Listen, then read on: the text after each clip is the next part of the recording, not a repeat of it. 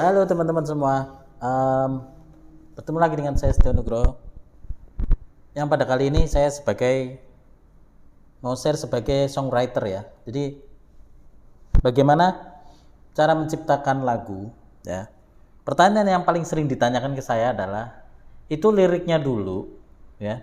Bait-bait liriknya dulu apa instrumennya dulu ya. Jadi gini teman-teman, ada beberapa metode yang kira-kira nih teman-teman tuh menguasai apa? Kalau musik sudah pasti teman-teman harus menguasai ya. Musik dasar tangga nada harus menguasai. Do-nya di mana? Teman-teman harus tahu. Gitu ya.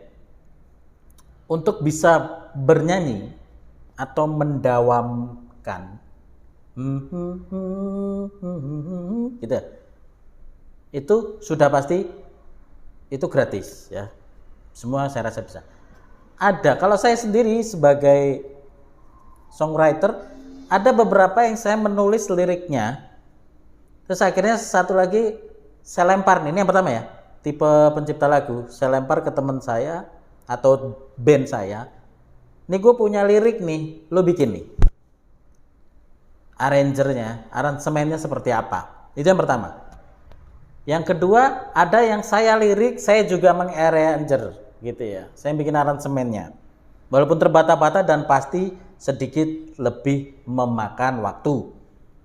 Terus yang ketiga, ada yang teman punya lirik ngasih ke saya, tipis-tipis, saya sempurnakan, kemudian saya mengarrange, mengkomposnya.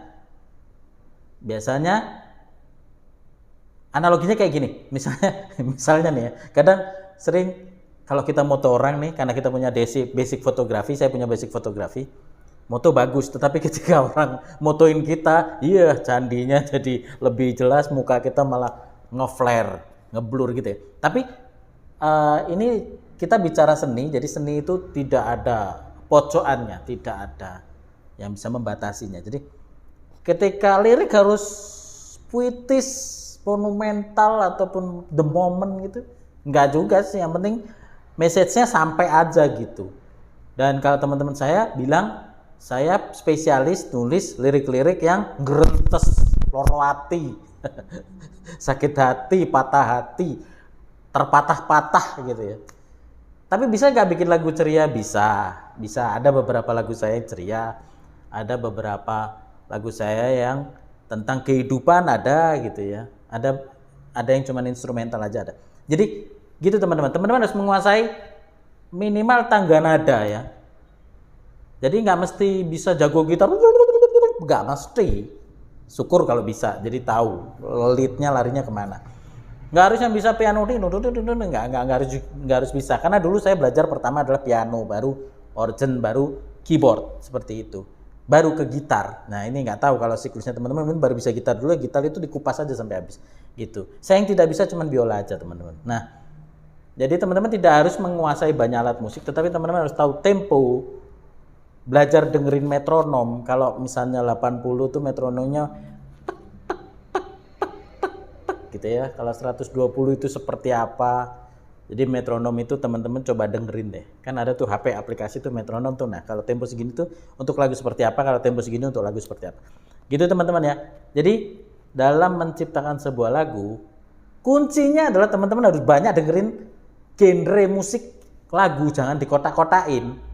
Kalau saya baik dari lagu Jawa sampai ke lagu glam rock, klasik rock era 70, 80, 90 sampai 2000 itu ya, saya dengerin semua.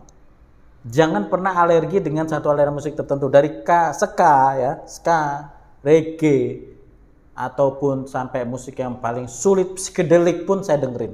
Gitu. Jadi teman-teman jangan pernah mengkotak-kotakan musik. Kalau mau bisa jadi pencipta lagu, ya harus banyak dengerin lagu pasti. Karena referensi kan baik dari nada, lirik, dan sering baca puisi-puisi kelas dunia gitu ya.